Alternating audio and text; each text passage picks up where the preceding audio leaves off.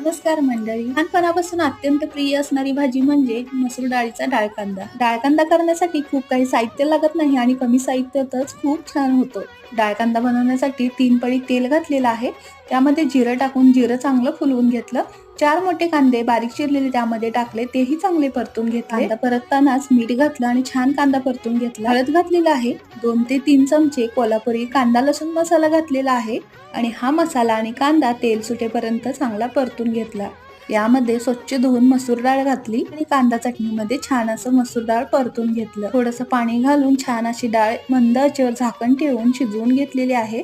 अगदी 2च मिनिटात चविष्ट आणि झणझणीत डाळकांदा तयार आहे. गरमागरम चपाती, भाकरी, भातासोबत तुम्ही खाऊ शकता.